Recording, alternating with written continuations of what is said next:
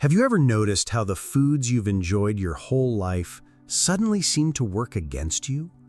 Maybe it's that familiar bowl of rice at dinner that used to comfort you, but now leaves you feeling sluggish or restless later in the evening. Or perhaps you've caught yourself wondering why your energy crashes an hour after a meal that should have satisfied you. If you're nodding along, you're not alone in this journey. After decades of life, our bodies speak to us differently. What once felt effortless now requires a bit more attention and care. But here's something wonderful I want you to know. This isn't about giving up the foods you love. It's about discovering small, gentle ways to prepare them that honor both your taste buds and your body's changing needs. Today, we're going to talk about rice. Yes, that humble grain that's probably been on your table for years, maybe even decades. Rice has nourished families across cultures and generations, and there's absolutely no reason it can't continue to nourish you beautifully after 60. The secret isn't in avoiding rice, it's in understanding how to prepare it in ways that keep your blood sugar steady and your energy balanced throughout the day. I know some of you might be thinking, but I've been cooking rice the same way for 40 years, and that's perfectly okay. What I'm about to share with you aren't complicated techniques that require you to throw out everything you know. Instead, these are gentle adjustments, almost like fine-tuning a recipe you already love. Think of it as giving your rice a little upgrade, the same way you might choose a more comfortable chair or softer sheets as you get older. The truth is, our relationship with carbohydrates changes as we age. It's not personal, and it's certainly not a failure on your part. It's simply biology. Our bodies become a bit more sensitive to how quickly sugars enter our bloodstream, and rice, being a wonderful source of energy, can sometimes rush in a little too enthusiastically. But with just a few simple changes in how we prepare it, we can slow down that process and create a more gentle, sustained energy that serves us better. Let me paint you a picture of what this could look like. Imagine sitting down to a meal where that familiar, comforting bowl of rice doesn't just taste good, it actually makes you feel good for hours afterward. No sudden energy dips, no restless feelings, just steady, comfortable satisfaction. Picture waking up the next morning feeling refreshed rather than sluggish, knowing that your evening meal worked with your body rather than against it. The first thing I want you to understand is that timing matters more than you might think. You know how your grandmother might have said to let the tea steep just right, or to let the bread rise at its own pace? Well, rice has its own rhythm too. When you cook rice and then let it cool completely before eating it, something almost magical happens at the molecular level. The starches in the rice actually change their structure, becoming what we call resistant starch.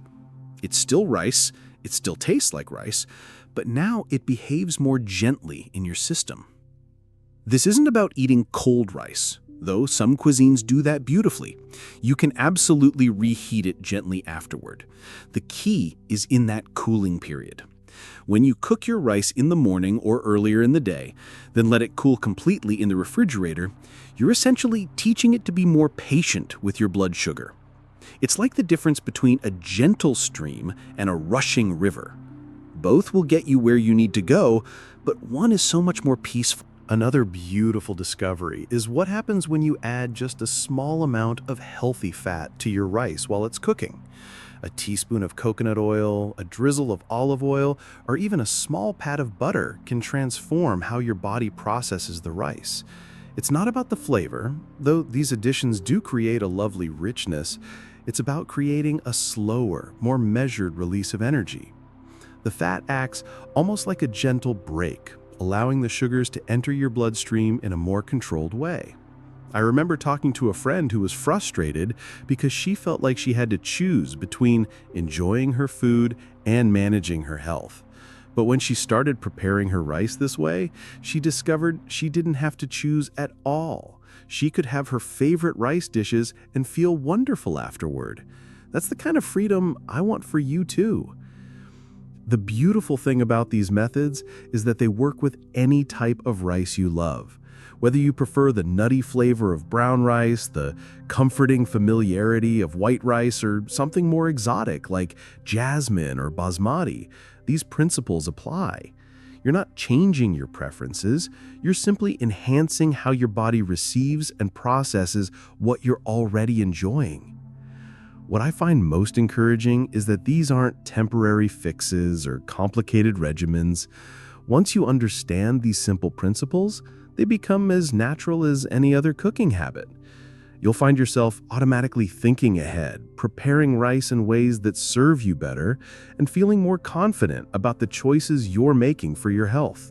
But there's so much more to discover about making rice work beautifully for your body after 60. The cooling method and adding healthy fats are just the beginning of what becomes a wonderfully supportive way of eating. There are other gentle techniques that can make your rice even more blood sugar friendly, and ways to combine it with other foods that create perfect balance on your plate. You might not have thought of this one, but the type of liquid you use to cook your rice can make a real difference in how your body responds to it. Most of us reach for plain water, and that's perfectly fine. But consider this. What if you cooked your rice in bone broth instead? Now, before you worry that this sounds complicated, let me tell you how simple and nourishing this can be.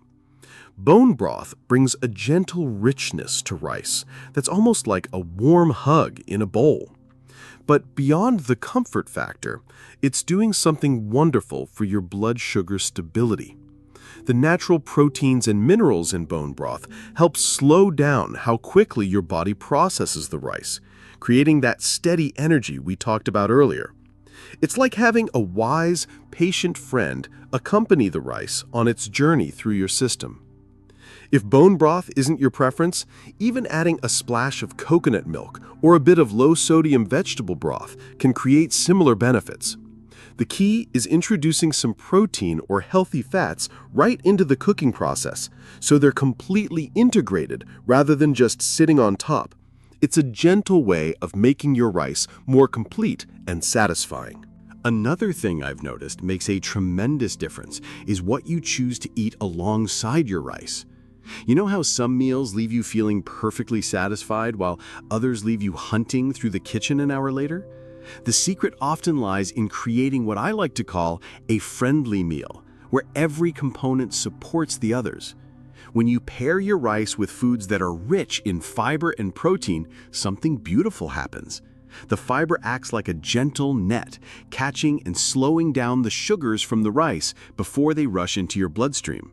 Think of adding some sautéed vegetables, a piece of grilled fish, or even a small portion of beans or lentils to your plate. These aren't just side dishes, they're active partners in keeping your blood sugar steady. I remember a conversation with a woman who told me she'd always loved rice, but felt guilty eating it because her doctor had warned her about blood sugar spikes. When she started pairing her rice with a simple salad dressed with olive oil and vinegar, or with some roasted vegetables, she discovered she could enjoy her rice again without worry. The combination worked so much better than the rice alone ever had. The vinegar in that salad dressing wasn't just for flavor, it was actually helping her body process the rice more gently. Adding a small amount of acid to your meal, whether it's from vinegar, lemon juice, or even a few pickle slices, can significantly reduce how quickly your blood sugar rises after eating rice. It's one of those simple tricks that feels almost too easy to be true, but the science behind it is solid. Speaking of timing, let me share something that might surprise you. When you eat your rice during the day can be just as important as how you prepare it. Your body's ability to handle carbohydrates naturally changes throughout the day, generally being strongest in the morning and early afternoon. This doesn't mean you can never have rice for dinner, but it does mean you might want to be a bit more mindful about portions and preparation methods for evening meals. Many people find that having their rice earlier in the day gives them sustained energy when they need it most, while keeping evening meals lighter and more focused on vegetables and proteins helps them sleep better. It's not a hard rule, but rather a gentle guideline that you can adapt to your own rhythm and preferences. There's also something to be said for the way you eat your rice, not just how you prepare it. In our busy world, we often eat quickly, barely tasting our food. But when you slow down and truly savor each bite, you're giving your body time to register satisfaction. This natural pause can prevent overeating and allows your blood sugar to rise more gradually. Try this sometime. Put your fork down between bites. Notice the texture of the rice, the way it combines with other flavors on your plate. This mindful approach isn't just about blood sugar, it's about rediscovering the simple pleasure of eating well.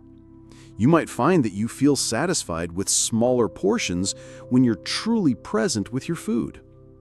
The wonderful thing about all these approaches is that they work together beautifully. You don't have to choose just one method. You can combine the cooling technique with cooking in broth, pair your rice with fiber-rich foods, and add a splash of vinegar to your meal. Each layer of care you add makes the rice even more supportive of your health goals. What I find most encouraging is hearing from people who've discovered that managing their blood sugar doesn't mean giving up comfort foods.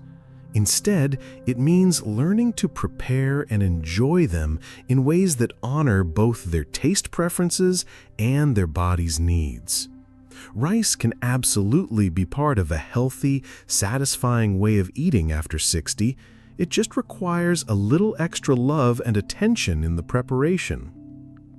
As we continue exploring these gentle approaches to eating well, remember that every small change you make is an act of self-care. You're not just cooking rice, you're nurturing yourself and showing respect for the body that's carried you through decades of life. There are still more ways to make rice work beautifully for you, and I'm excited to share them. One of the most overlooked secrets about rice is something that happens right in your own kitchen, and it costs you absolutely nothing. It's the simple act of rinsing your rice before cooking it. Now, I know many of you already do this to remove excess starch and create fluffier grains. But what you might not realize is that this gentle washing can actually help with blood sugar control too. When you rinse rice until the water runs clear, you're removing some of the surface starch that can cause blood sugar to spike more quickly. It's such a small step, but it's like giving your rice a gentle makeover that makes it easier on your system. The rice still tastes wonderful, still provides that satisfying comfort, but now it's working more harmoniously with your body's natural rhythms. Here's something that might surprise you. The way you store your leftover rice can actually make it even more blood sugar friendly. When you refrigerate cooked rice and then reheat it gently the next day, you're continuing that process of resistant starch formation we talked about earlier. Each time you cool and reheat rice, you're essentially making it more patient with your blood sugar. This means those wonderful rice dishes you might meal prep on Sunday can actually become more beneficial throughout the week. Your Tuesday lunch bowl of rice might be gentler on your system than the fresh rice you had on Sunday.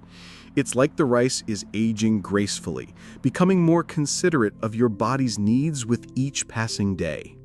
I want to share something that many people don't consider: the power of portion awareness without the stress of strict measuring. Instead of focusing on exact cup measurements, which can feel restrictive and joyless, try using your own hand as a guide. A cupped palm's worth of cooked rice is often just right for maintaining steady blood sugar while still feeling satisfied.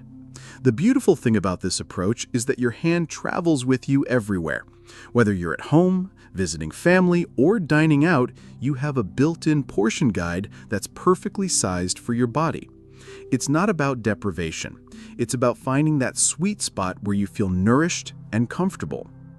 Another gentle technique that can make a world of difference is adding a small amount of cinnamon to your rice while it's cooking.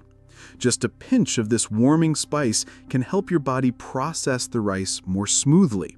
Cinnamon has natural properties that support healthy blood sugar levels, and it adds such a lovely, subtle warmth to the rice. It's particularly beautiful in rice pudding or when you're making rice as a side dish for roasted vegetables. The spice works almost like a gentle mediator, helping to slow down the conversion of starches into sugars. You don't need much, just enough to add a hint of warmth without overwhelming the rice's natural flavor. It's like adding a caring friend to the mix, who helps everything work together more harmoniously. Let me tell you about something that brings me such joy to share: the art of making rice salads. When you combine your properly cooled rice with fresh vegetables, herbs, and a light vinaigrette, you create a meal that's not just blood sugar friendly, but absolutely delicious. The combination of the resistant starch from the cooled rice, the fiber from the vegetables, and the healthy fats from the dressing creates a perfect symphony for your blood sugar. These rice salads can be made ahead, they improve in flavor as they sit, and they're incredibly versatile. You can add whatever vegetables you love, whatever herbs make you happy, and create something that feels fresh and vibrant. It's comfort food that actually makes you feel better, not just while you're eating it, but hours afterward too. As we bring all these gentle techniques together, I want you to imagine what your relationship with rice could look like. Picture yourself confidently preparing rice in ways that honor both your taste preferences and your health goals. See yourself enjoying rice dishes without worry, knowing that you've given your body the tools it needs to process them well. Think about the freedom this brings. No more avoiding family dinners because you're worried about what's being served. No more feeling guilty about enjoying a food that's brought comfort to families for generations. Instead, you have knowledge and techniques that allow you to participate fully in the joy of eating well. The truth is, managing blood sugar after 60 isn't about perfection. It's about making thoughtful choices that add up to feeling your best. Every time you rinse your rice, every time you add a healthy fat or pair it with vegetables, every time you eat mindfully and with gratitude, you're taking care of yourself in a way that matters. These aren't just cooking techniques, they're acts of self-love. You're saying to your body, I value you. I want to nourish you well, and I'm willing to take these extra moments to show you care. That's powerful medicine, and it's available to you every single day. Remember, you don't have to implement all of these suggestions at once. Start with one that feels most natural to you. Maybe it's the simple act of rinsing your rice more thoroughly, or perhaps it's trying that bone broth cooking method. Give yourself permission to experiment and discover what works best for your taste and your body. I'd love to hear about your experiences with these techniques. Have you tried cooking rice and broth before? Do you have a favorite way to prepare rice that makes you feel wonderful? Or maybe you have questions about adapting these methods to your favorite rice dishes. Please share your thoughts and experiences in the comments below. Your insights might be exactly what another person needs to hear. What I find most beautiful about this journey is that it's never too late to learn new ways of caring for yourself. Every day is an opportunity to make choices that support your health and bring you joy. You're not just cooking rice, you're creating meals that honor your body, your taste preferences, and your desire to feel your very best. So go ahead, try one of these gentle techniques the next time you cook rice. Notice how it makes you feel, both during the meal and afterward. Trust your body's wisdom, and remember that small, consistent changes often create the most lasting benefits. You're never too old to make today better than yesterday. Your body has been your faithful companion through every season of your life, and it deserves this kind of thoughtful, loving care. Let's keep going together, one nourishing meal at a time.